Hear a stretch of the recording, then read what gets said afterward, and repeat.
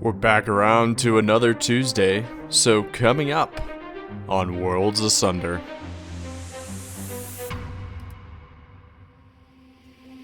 I want stories I haven't seen.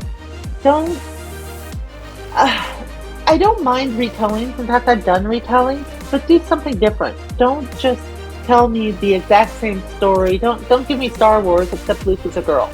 I'm not interested. I want a new take on it. I would love, and it's one of the things that I wish I had more time to write. I want to see more things from different cultural perspectives. We've read about far-off lands and adventures of heroes, but how do we elicit those feelings of excitement, tension, and wonder in others? Creating new worlds in any genre might seem like a daunting task, but you don't have to reinvent the wheel for every story. Welcome, weary writers, to the Book Career Network of podcasts. My co-host is David Shadoin, better known as Shady. It's not just a descriptor, it's also his moniker. And she's Haley H.Y. Gregor, your friendly post-apocalyptic wasteland elf. Together, we've got enough published to fill a small shelf, but why should you listen to us? Because we called in some favors. Our friends and colleagues, some of the best and brightest, join us weekly to bring you tips and tricks for your world building and character development. So, open up your ear holes, Get out your pen and paper, and get ready for us to tear Worlds Asunder. This week, Mel Todd rejoins us to discuss the publishing side of world building. Listen up. No, so I identify with Mel though because I only have so much time, right? And having played the majority of the early AC games, I would say start with Origins because the game mechanics. Do you see my planner? I don't want what it. I'm doing every single day. This was today. I actually got most of the stuff done. Believe it or not, you kicking the podcast back an hour was kind of nice because I had an hour to sit there and zone out. And then I realized today that I shot myself in the foot by pulling Twisted Left back into Kindle Unlimited because since it's now in Kindle Unlimited, I can't sell it from my store anymore, which means it doesn't do me any good to do a landing page for a digital version of something that I can no longer sell. So I now have to create a new landing page for the stuff I can sell, or I can pull everything back into KU and then fight the hurdle, my mental hurdle, my huge, huge mental hurdle, and figure out how to ship and package stuff in a way that I don't want to slit my wrists. I'm working on that. Waterfall problem. Yeah.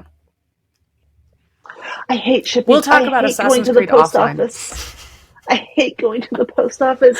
It's like one of those things this is the where I perfect time to talk about all of this. Signed books because it means I have to go to the post office and find a box to put them in, and then get to the post office.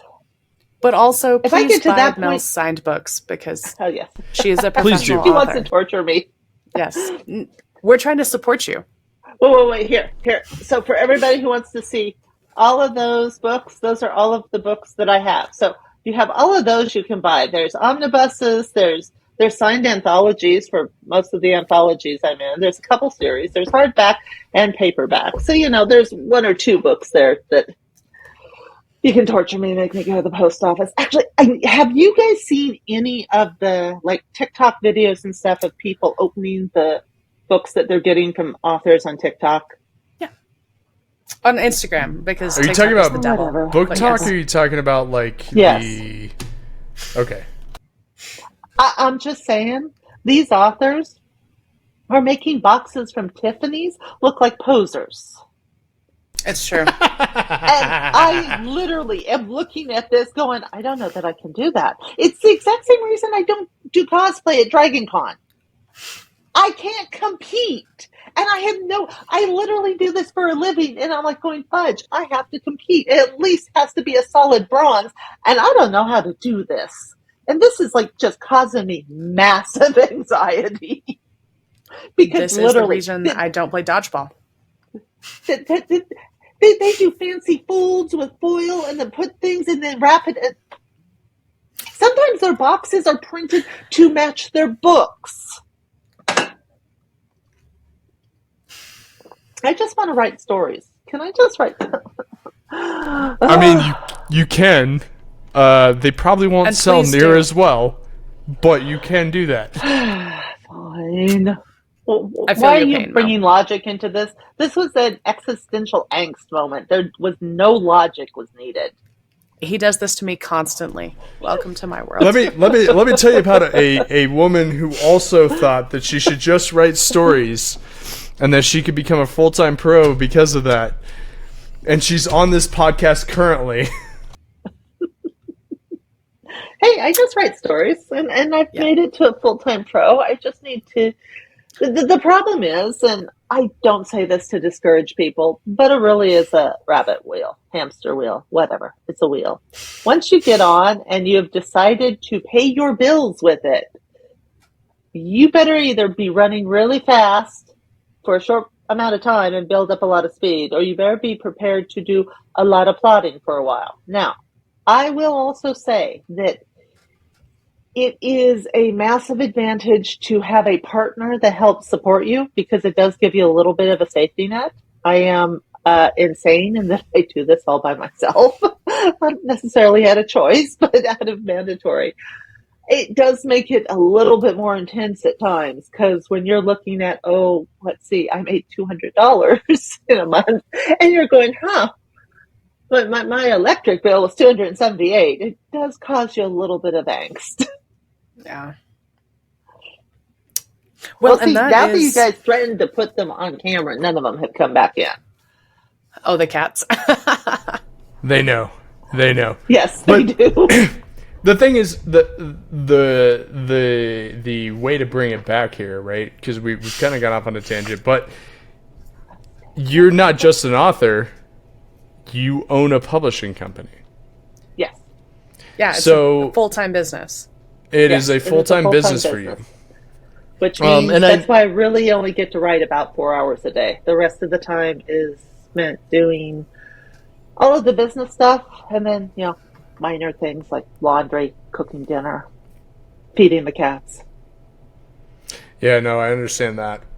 It's sometimes you only get so much time during the day to write. You do, and I've gotten I am relatively good in the fact that I can say, okay, my writing time is now, and I can sit down and write. I've been doing this long enough that I don't need the mood to strike me or anything else. I will say that I'm horrible about allowing emotional things to knock me off balance for a day or so, but I'm also getting better about that, because I really want these books done. I really want these books done. For sure. So I am pretty good about consistent, and I write relatively fast. I can't touch people like Katie Cross. Katie Cross can do 10, 15,000 words a day consistently. Yeah. I consistently write 4,000 to 6,000. My goal is 5,000. My minimum is 4. You're ahead of me. Well, I just want to do it 5 days a week, because 5 days a week, that gives me 100,000 words a month. I am absolutely 100% satisfied with that. In all honesty, I'd be happy with 80,000 words a month. But the biggest issue that I run into with that is my current schedule doesn't take in the time it requires to edit this stuff. And editing can sometimes go really fast, and sometimes it can be a nightmare. I suspect the epic is going to be a nightmare simply because I need to make sure every chapter is told from a different person's POV. So one of the things I'm going to do when I edit this book is I'm going to pull out all of the chapters from that one person's POV, and I'm going to edit that in one block so that I can make sure the character grows and has the proper, basically, foundation to grow into the person that I want them to be at the end. And so that I can make sure that I'm not having them suddenly go, I don't know how to do anything, to I'm Xena. I've got to make sure that I have the consistent growth and then the consistent descriptions, because I'm really, really bad about my characters changing eye color at least 5 times.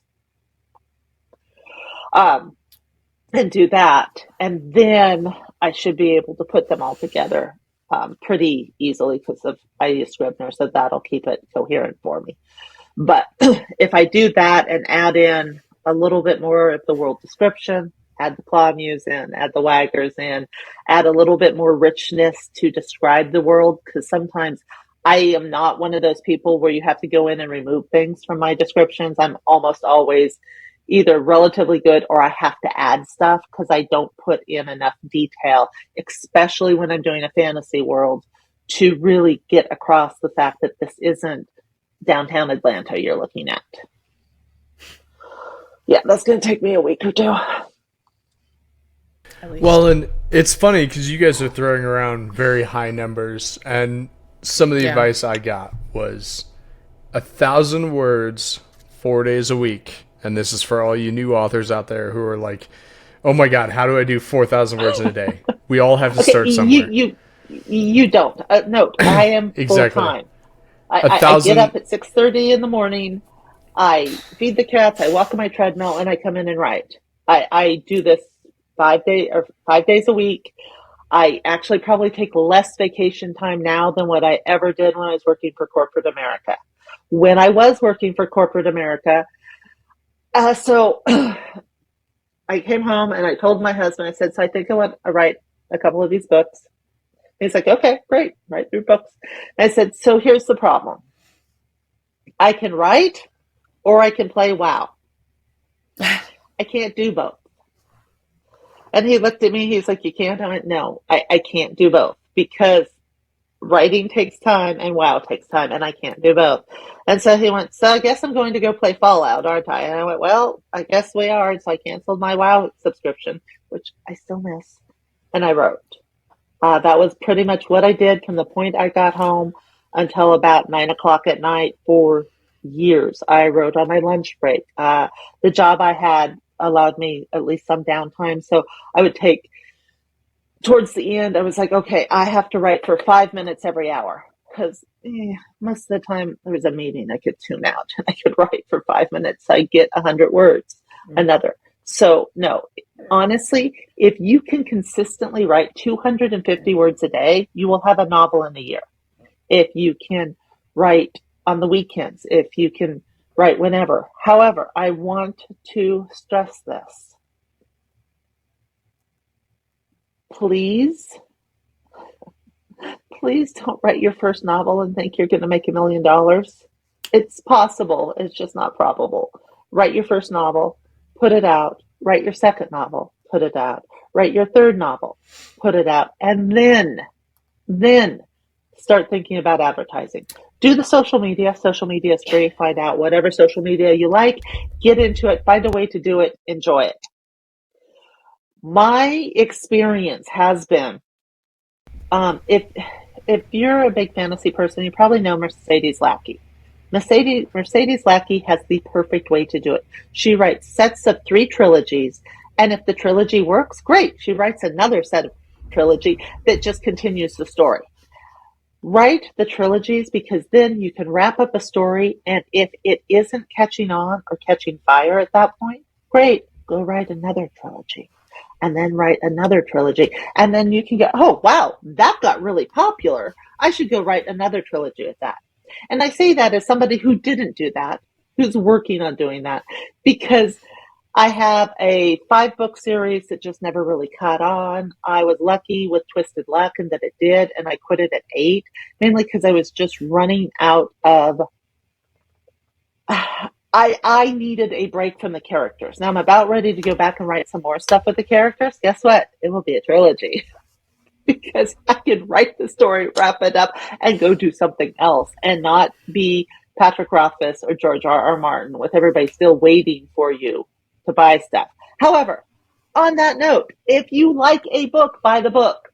Because if you wait for series to be finished, people like me are going to be like, well, that series apparently didn't take off, so I'm not going to continue writing it. And then you never get series finished because while technically me writing is free, the mortgage isn't. Cheers. You're on mute, and that's too. what I was gonna say was, so one of the best advices I was ever given, especially as somebody, like, I still currently have a day job, and that day job takes a lot of my time sometimes, and a lot of your energy too. Yeah, and that's the thing is like Haley and I have to agree on, when's a work night, when's a relaxed night, that kind of thing.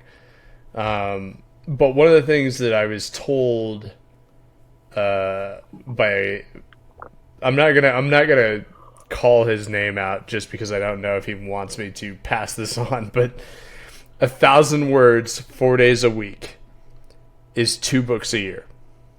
Mm-hmm. And that, to me, has been some of the best advice I've ever gotten. My biggest issue with that is just one of the things that I'm horrible about, and a lot of authors are, is we don't always factor in the time it takes to edit it. Because depending on how you write, your editing can be really easy or it can be really hard. I have come up with a process that at least my writing is relatively clean by the time I'm ready to do, quote, my edit.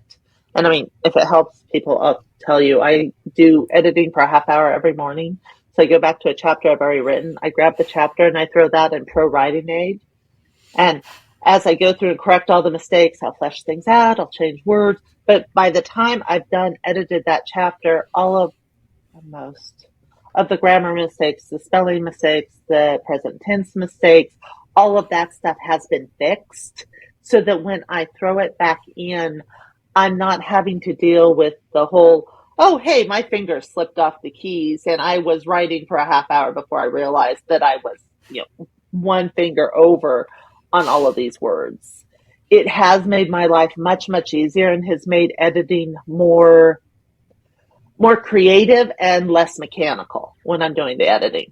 Because it was one of the things, and I still detest editing because I hate all that. Oh shit, I typed that wrong again. I know a comma. Why didn't I put a comma there? Because when I'm writing, I'm not necessarily worried about the mechanics of the grammar, and it just makes it easier at the end because then I'm not dealing with Mount Everest. I'm only dealing with Mount St. Helens. So it exploded a couple. Exactly. Yeah. As some would say, way more exploded. than a couple years ago. But that means it's shorter now. Mel, thank you so much for coming on. This has been great. We love having time to chat with you.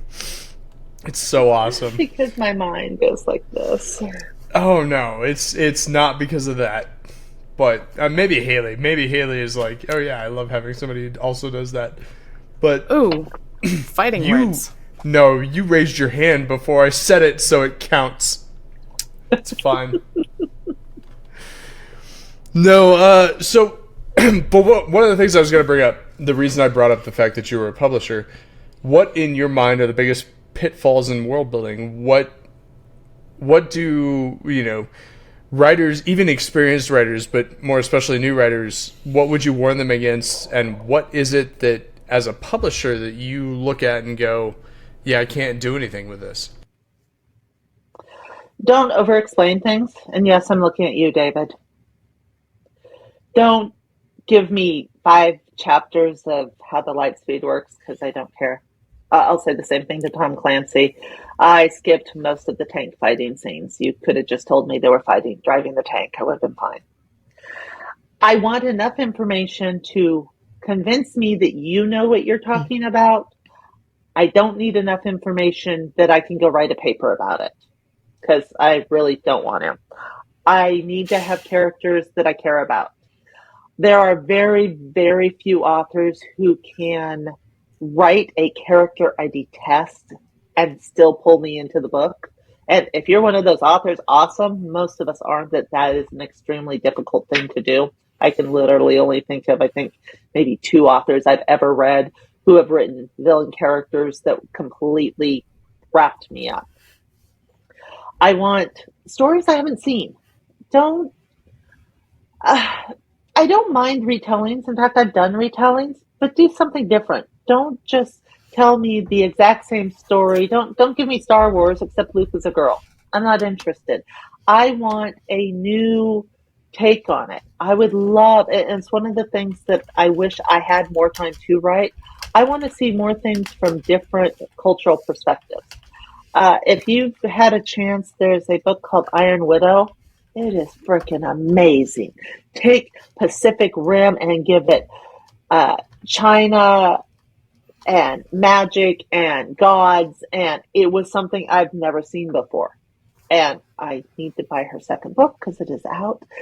But do tell a story that I haven't seen before, but is still going to make me feel, oh God, I sound like a freaking traditional publisher. I want the same, but different.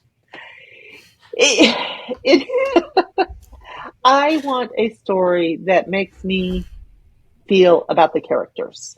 And if you can tell the story in a way where I'm like, okay, I want to know what happens next, then you've succeeded. It doesn't have to be perfect. I am never going to refuse to read a manuscript because you don't use the Oxford comma. I will refuse to read a manuscript if you don't understand proper English, and English is the only language I accept it in. I'm sorry. I wish I was fluent in multiple languages. Shady as I'm not. I speak English and bad English.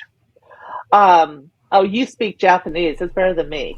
No, I know English and bad English, and I know just enough Japanese to get myself in trouble in Tokyo, where you don't need to know Japanese. All three of us are friends on Duolingo, so we're all slogging our way through. I think at least it's Spanish for me. I think it's Spanish for you too. So I can... Russian. Oh, yeah. Так, я говорю чуть-чуть по-русски. Just enough to get myself into a fight, but not enough to get myself out of one. 日本語は少しわかりますか? Which is also a question. I'm still trying to figure out how to tell the gender of a word. Okay, so yes, no. Bilingual is not my strength. I wish it was. I do have some of my books in other languages. But no, as a publisher, I want a good story. I need decent grammar. It doesn't have to be perfect. I will pay for an editor. And then I saw a question pop up asking if you absolutely had to have a social media presence. My answer is it depends. If you walk in and handed me, hey, here is a completed 8-book series. It tells a complete arc. It is urban fantasy with a touch of sci-fi, maybe a hint of epic. I've had 20 beta readers and they all absolutely love it, and I want you to publish it. I'm probably going to at least consider it. And you're telling me you have zero social media presence. I will still consider it because that's a nice chunk and that gives me flexibility. You walk in and say, hey, I have book 1. It's a great book. It's finished. Everybody loves it. And I have no social media presence. I'm most likely going to say no. I can help sell your books. I cannot sell them 100% for you because more and more today, and note that this is a today thing, and by today, I mean the 2020s. Readers want a chance to get to know who's telling the story, and they want to be intrigued by the story, and they want to feel like they have a connection with the person telling the story. And if you're a blank face to them, it makes it much harder for them to have that personal connection. Now, 100 years ago, like, I love Edgar Rice Burroughs. I've read most of his books. I love Robert Conan. I own most of his books. It would have never occurred to me to do anything beyond maybe sending a single fan letter. I would have been over the moon if they had replied. No, both of them died before I was born, so it wasn't really a possibility. But I would never have expected to get to know them, to know what they look like, to have any idea what their life was. Readers expect a lot more than that today. And to their point, I probably know more about the authors that I read today than I have ever known in my entire life. And the number of authors that I can pick up and say, oh, I don't even know this person, but I know that they're married, I know where they live, I know what hobbies they like and stuff, is huge. So you have to weigh that. And I do understand that for a lot of people, the idea of putting themselves out there is absolutely terrifying. I agree. It has taken me a full year to get comfortable doing video stuff. I dislike video stuff. Video stuff always adds pounds and wrinkles and highlights and all the places you don't want them. However, I have two things about that I've learned. A, you see a lot more reality doing this. You see that not everybody looks like a supermodel, and that you actually get better interaction when you look like a human, which means sometimes your hair is like this, sometimes you're sitting there drinking a cup of coffee and you haven't even gotten a shower yet. B, if you are using TikTok, and if the TikTok isn't, that's another political conversation, and I'm just waiting to see what happens. TikTok filters are the bomb. Like, they do filters that simply smooth out your skin or give you eyeliner or a little bit of color. So you're like, oh, I don't look too bad. They are a wonderful ego boost. And I mean this honestly. It's obvious you're using a filter. Nobody's going to believe you look like that in real life. But when you're sitting there having to look at yourself for 15, 20 minutes, day after day after day, it's nice to go, oh, well, I don't look so bad, because it gives you a little bit more confidence. The other thing is you don't necessarily have to have your face on it. Pets are awesome. Use your pets. Your pets can become stars. Your pets don't care. They may not always listen to your commands, but your pets don't care. And the other thing is use your covers, use your other... All of my pets have refused to walk in the door since they threatened to put them on. But you can do a social media presence and pretty much never show your face. You just have to be a little bit more creative. Here, I'll show you something. One of my friends just put this together and gave it to me. In fact, I bought another one for her to put together for me because they're freaking awesome, and I don't have the patience to do this because I suck. But look at this. Oh, yeah, those are really cool. I love those. You either even have to put all of the covers around the books, okay? They're awesome. But I'm getting another one that has a Tyrannosaurus Rex in the middle. Well, I'm going to use these as the backgrounds for some of my videos. Yeah. You don't That's have awesome. to put your face, but you do need a presence if you want to be somebody who can make a living off of this in today's society. Now, full disclaimer, there might be a new technology that pops up in the next year that makes everything I say complete bullshit. It may be that they say, oh no, we're totally going to embrace AI and you just do avatars that'll do everything. I don't know. But right now, most readers who are going to find you via social media want to feel like they know you. Now, it is one of my biggest complaints about Kindle Unlimited is that I can't have my books in libraries. It's one of the reasons why I keep taking my books out of Kindle Unlimited to put them in libraries. You will still find readers who will find you in libraries if you're wide. You will still get some of the blind sales. But I right now don't know anybody who is indie, who is making a living, who doesn't have some level of social media presence. It's possible. I'm sure it's possible. I just don't know anybody, and not to brag, but at this point, I know a lot of people. So, yeah, no, that's what I'm looking for. Something new, an active social media presence. Here, I will give you guys an example. If you get a chance, go look up on Amazon For Whom the Bell Tolls. It's Belle by JC. She's a TikTok person. She's been doing these TikTok skits for a couple years about a young woman who goes into the afterlife and ends up down in hell looking for a job because she just can't handle the idea of life being perfect. And so she starts working the help desk. This book came out on, I want to say December 30th.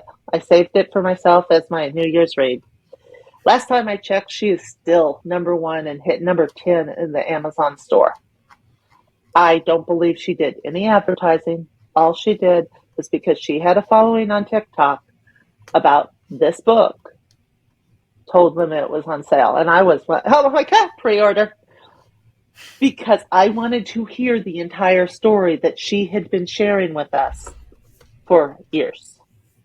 And I am super excited for her and happy for her. And again, I don't know her, but that's one of the false illusions that social media gives you, is that you feel like you know the person, even when you don't actually know them. In fact, that's one of the things that you sometimes have to be careful as an author, is somebody will walk up and know all of this stuff, and you're looking at them going, I don't remember you. Should I remember you? What's your name? And you're like totally thinking, oh my gosh, I've met this person. No, they've just met you on social media, and they think you're a friend because they have seen you so often. It's a very disconcerting thing to have happen. So it's I got funny. off topic. I'm sorry. No, you did not, because this is something that I was going to bring up at some point. For those listeners who have listened to us from the beginning, you know that we had Gail Carragher on. So adorable. I think I said it during the beginning that when Casey and I started writing Companion to Ghosts, we used Gail's version of the heroine's journey as one of our mainstays. Mel is the reason both Haley and I got to meet Gail in the first place. And it's funny because we're covering a lot of similar topics, not the same, but we're similar when it comes to talking about the different ways. And one of the things that Gail taught at Superstars last year was parasocial relationships and how to create that. And it's funny because I'm going to make a twist here real quick. It's not world building in writing. It's world building in your presence as an author. And that's where you've been leaning into a little bit today, is not just the how to write, but how to market. And marketing your world building is part and parcel with how you push your brand out into the world and how you build those parasocial relationships. And it is. And to a huge extent, parasocial relationships are extremely important. Like, okay, Gail is a funny example. So I hadn't met Gail until Superstars. But a friend of hers named Dan Sawyer has a podcast. And I got to know him years ago. And we became really, really good friends. Well, he and Gail are really, really good friends. Like, they've slept over at each other's houses, done writing retreats and stuff. So both of us knew Dan, but we had actually never even spoken to each other. So it is this weird parasocial relationship, in that I actually knew a lot about her, but I'd never met her. Actually, she knew about me because Dan had talked about us to each other. And there it is, the end of part 3 of Mel Todd. We hope you enjoyed listening and learned something from how a publisher views some of the world building, what she's looking for, and what you can do to kind of help her get interested in your book. Also, for those of you who are audio listeners, Haley's camera seemed to have cut out and she's disappeared. Will she return for part 4? Guess we'll see next week. Noble's Luck Trilogy by Mel Todd is out right now. Go get your hands on the first book, Lady. Thanks as always to Nick Thacker and Book Career Network for hosting us. You can always find all of our show links and links to follow everybody in the show notes. Haley does an excellent job putting those together every week. Next week, we have Mel Todd back for a first She's a Badass Part 4. And there's lots more to talk about. Make sure you like, comment, and subscribe wherever you listen to podcasts, and give us a share. And as always, thanks for helping us tear the worlds asunder. And we'll see you next time.